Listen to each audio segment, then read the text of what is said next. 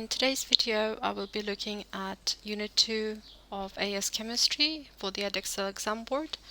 I will be looking at intermediate bonding and polarity and covering intermolecular forces and solubility. Let's first look at electronegativity. The electrons that are shared between atoms in a covalent bond are not necessarily equally shared. So electronegativity of an element measures the ability of the atom to attract an electron pair to itself in a covalent bond. Electronegativity values are highest for the elements in the top right-hand corner of the periodic table. We ignore group 8, the noble gases. So fluorine has the highest value at 4, oxygen at 3.5, chlorine and nitrogen at 3. If there is a difference in electronegativity between two atoms in a molecule, and it's high, so it's above 0.7 and below 1.7, it means that the electron density in the bond will be distorted, causing a dipole. This dipole means that the resulting bond is polarized. In a polar bond, one end has a slightly negative charge and the other end has a slightly positive charge. If we look at hydrogen chloride here, the difference in electronegativity is 0.9, so it's above 0.7, which means it's significant, creates a polar bond between hydrogen and chlorine. So chlorine will be slightly negative and hydrogen will be slightly positive. A molecule that contains polar bonds will usually be polar, but sometimes the net effect of several polar bonds can cancel out. So for example here I have tetrachloromethane and it has 4 chlorine to carbon bonds as shown here. Even though each bond is polar, but because they are symmetrically arranged, the molecule itself has no net dipole and therefore is not polar. You can also say that the dipoles cancel out. On bond polarity, it's important because it tells us about the reactivity of a particular compound, and this is especially applicable in organic chemistry.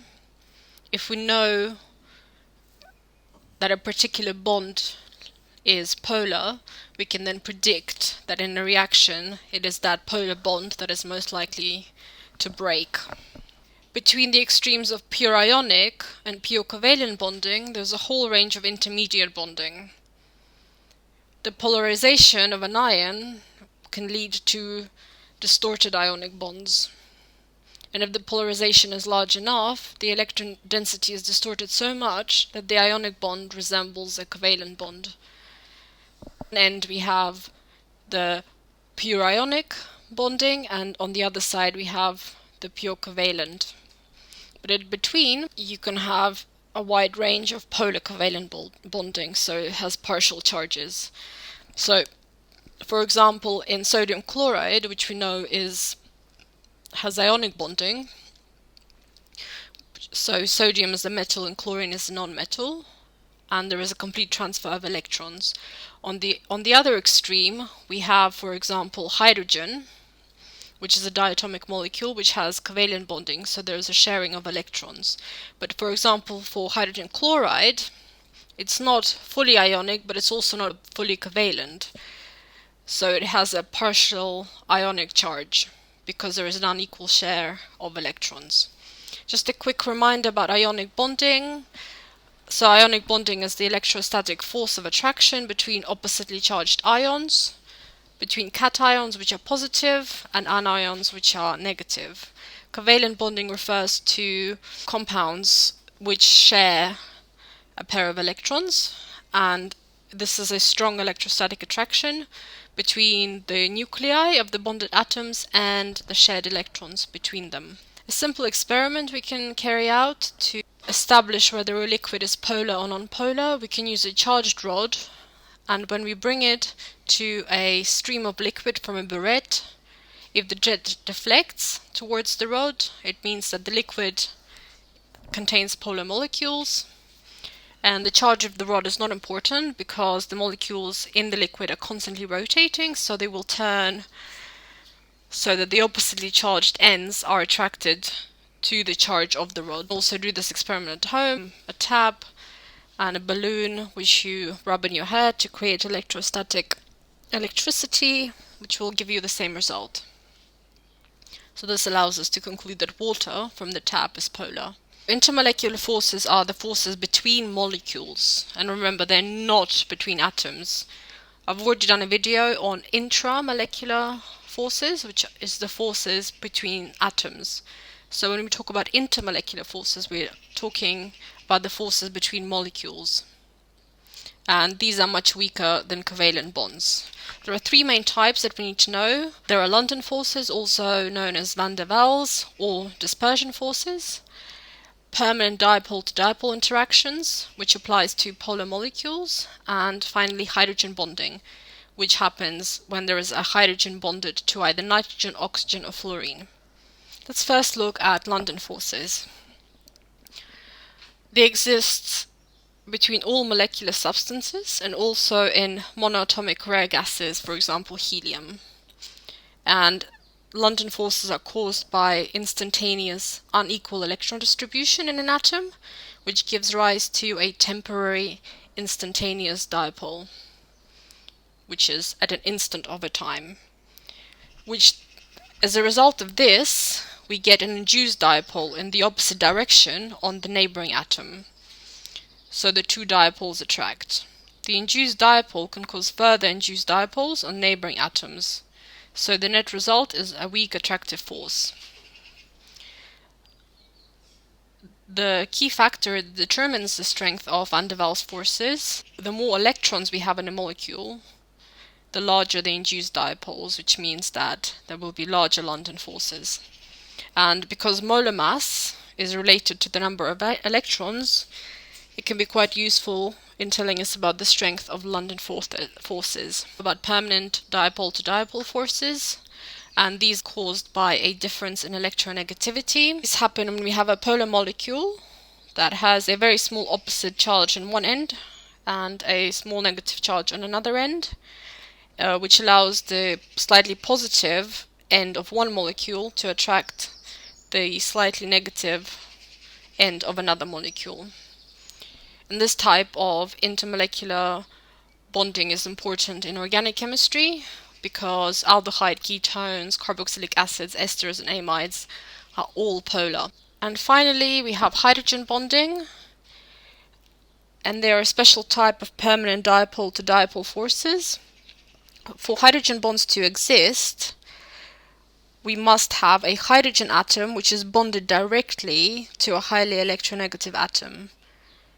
So the electronegative atom has to be either fluorine, oxygen, or nitrogen. So hydrogen, fluorine, hydrogen and oxygen, and hydrogen and nitrogen's bonds are strongly polar. So there is electrostatic attraction between the delta positive hydrogen of one molecule and the delta negative, for example, in fluorine. And we would usually represent the hydrogen bond with dots or with a line, but make sure that you label it as a hydrogen bond so it's not confused with a covalent bond. Hydrogen bonds are very strong, so they're about 1/10 the strength of a covalent bond, and out of all the intermolecular forces, they are the strongest. We can use intermolecular forces to explain the trends in physical properties. The boiling temperature of the liquid is determined by the intermolecular forces, so the forces between the molecules and not the atoms. So the stronger the intermolecular forces, the higher the boiling temperature will be. Let's look at trends in alkanes. The boiling temperature will be higher for longer chained alkanes. And this is because the intermolecular London forces will be stronger due to the larger molecules. The London forces will be greater in straight chain alkanes than in branched alkanes. So when we're comparing a straight chained and a branched alkane, which has the same number of carbon atoms, the straight chain alkane, because the chains can line up, meaning that there is a larger surface area of contact. Therefore, this allows us to maximize the force. Add 2-methyl propane on the left and butane, which is an isomer. Each have 4 carbon atoms, but the boiling temperature will be lower for 2-methyl propane because it is branched. Therefore, there is less surface area of contact. Therefore, the London forces will be smaller than those in butane, because butane is straight-chained, so the chains can line up, which means that there is a larger surface area of contact. Therefore, it will have a higher boiling temperature. When we compare alcohols to alkanes, alcohols will have a higher boiling temperature to alkanes with the same molar mass and with similar number of electrons. So for example, we have ethanol on the left here, and we have butane on the right. The molar mass of ethanol is 46, and molar mass of butane is 44, so quite similar. But the boiling point of ethanol is 79 degrees, whereas for butane it is minus 42 degrees. Why the difference? Well, both have similar London forces because they both have the same number of electrons, but the most important aspect here is that ethanol can form hydrogen bonds between its molecules. The hydrogen that is delta positive is directly attached to a more electronegative element, which has to be either oxygen, nitrogen, or fluorine, which it is, which then allows us to form a hydrogen bond with a neighboring ethanol molecule. We also need to know about hydrogen halide trends. The boiling temperature will be higher from hydrogen chloride to hydrogen iodide because London forces will be stronger because there are more electrons in iodine than there are in chlorine. Hydrogen fluoride is an exception. It has weaker London forces because it has the fewest number of electrons in the halogen group, but it has a much higher boiling temperature because it can form hydrogen bonds, unlike any of the other hydrogen halides. This is what we can see in this diagram. Hydrogen fluoride has a very high boiling point because of the hydrogen bonding, and that's the only compound that can hydrogen bond in the hydrogen halide group. And then we have hydrogen chloride, bromide, and we can see that it's steadily increasing because there are more electrons as we go down the group. And here I've got a picture of the hydrogen bonding that happens with hydrogen fluoride. And again, the hydrogen is directly bonded to fluorine, which is electronegative, therefore it can have hydrogen bonding with its neighboring molecules, which means that it will have a higher boiling temperature. We also need to talk about solubility. So solutions form when one substance is dispersed uniformly throughout another, and the solubility of compounds will depend on the intermolecular interactions. The general rule we can apply that like dissolves like. So polar liquids will dissolve in polar liquids, non-polar will dissolve better in non-polar.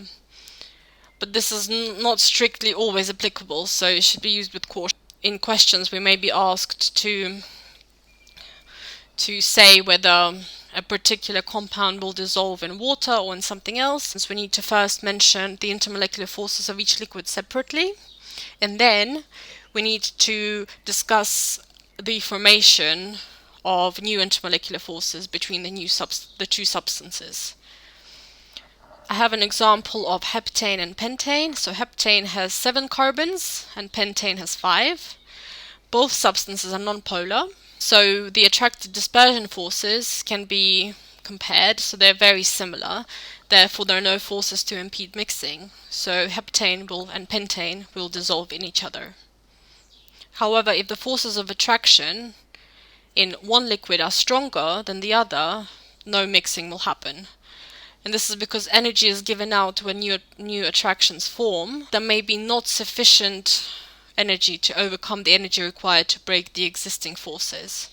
So, for example, in halogenoalkanes, polar are not soluble in water, and this is because there are only weak interactions between water and halogenoalkanes, and these weak interactions are London and dipole to dipole interactions.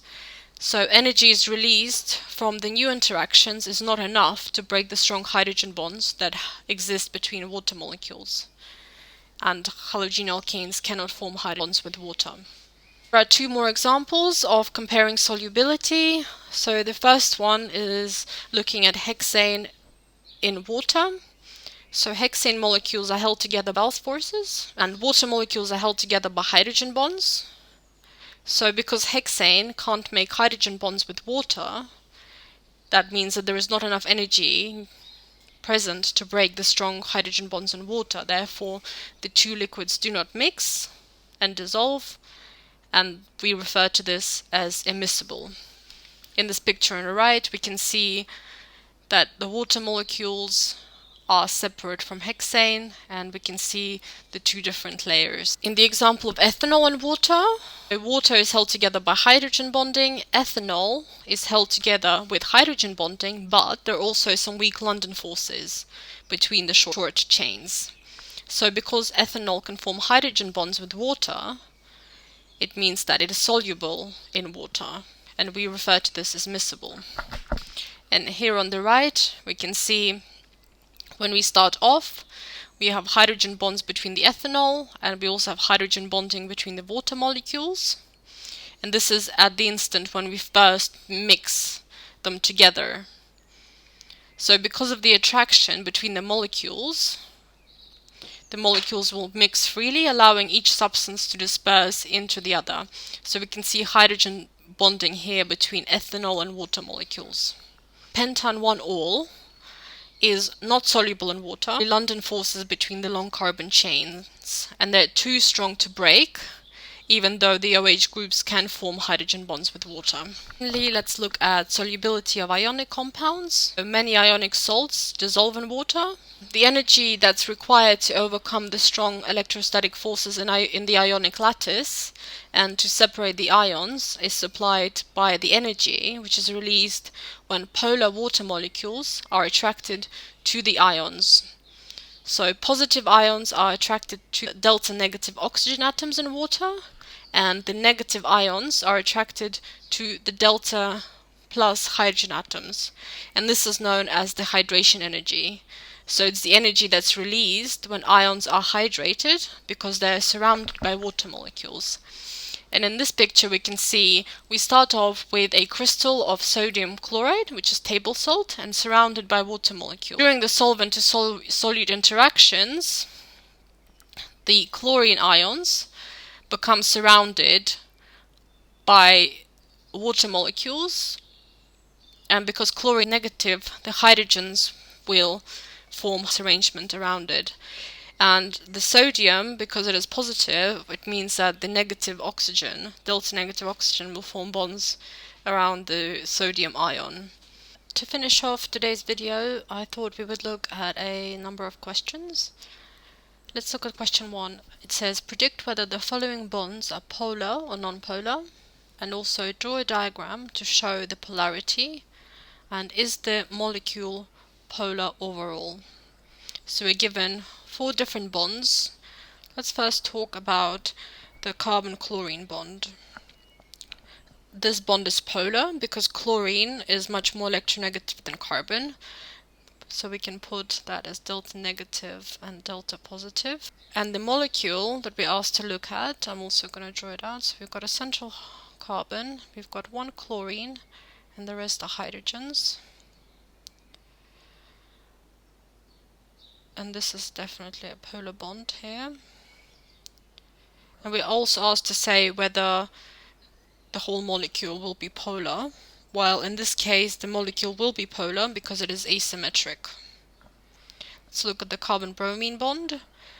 So again, in this case the bond will be polar because bromine is more electronegative than carbon, so we can write delta negative and delta positive there. And the molecule of C, and we've got 4 identical bonds of bromine, and each bond, I'm not going to draw them all out, but each bond will be the same. In this case, this molecule will be not polar overall because it is perfectly symmetrical. The CH bond in methane is non-polar, And that's because the atoms have similar electronegativities, so the molecules of methane is therefore also nonpolar. And finally, the bond in carbon dioxide is polar because oxygen is much more electronegative than carbon, meaning that oxygen will have a delta negative. Molecule of carbon dioxide is symmetrical. It is therefore nonpolar. Question 2. List these in order of increasing boiling temperature and explain why in terms of intermolecular bonding. So the one which has lowest boiling temperature is 2-methylpropene, so I'll give it 4. Next one will be butane, which is 3. Next one, 1-bromo-2-methylpropane, 2. And 1-bromobutane will have the highest boiling temperature. 1-bromobutane has the highest due to the largest number of electrons. There is no branching and therefore the largest London forces. 1-bromo-2-methylpropane has the same number of electrons as butane. So these two have the same number of electrons, but it is unbranched, so the molecules cannot align as well as butane. Butane has the fewest electrons, and 2-methylpropane has the same number of electrons as butane, but is unbranched. So we are given methanol, which is shown here, and we're asked to first draw the dot and cross diagram with just the outer electrons. So since hydrogen is in group 1, it has one outer electron, so we'll represent that with the cross. And the same here. Carbon has 4 outer electrons, which we show with the dots.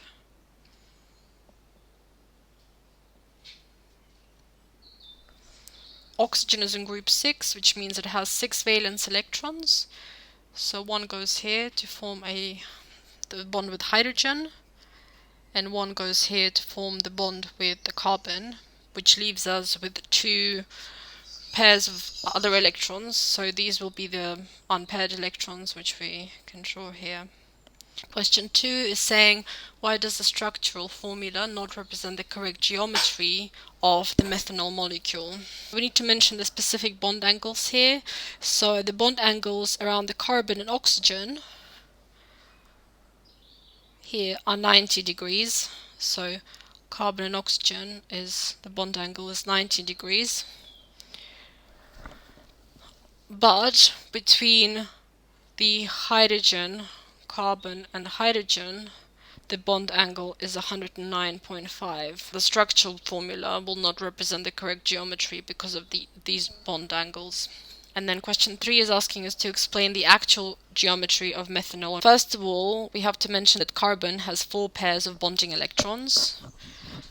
So 1 pair here, here, here and here. And these repel each other and adopt a minimum repulsion tetrahedral arrangement. So this is the first point. Next thing we need to mention is that oxygen has 2 pairs of bonding electrons, which is 1 and 2. So this would give it an overall tetrahedral arrangement, but this time the COH bond is reduced, so the bond angle is reduced because of the non-bonding pairs of electrons repelling more than the bonding pairs of electrons. So this would give us 4 marks. And the final question, so we need to draw and name the intermolecular force that is happening between methanol molecules, and we need to draw a diagram of 2 molecules interacting and clearly show the intermolecular bond angle. So we first draw 2 molecules of methanol. This hydrogen is bonded to oxygen. It means that it can form hydrogen bonds. So we can create a hydrogen bond here because this is delta positive and this oxygen is delta negative. So the bond angle between OH and the neighboring oxygen is 180 degrees.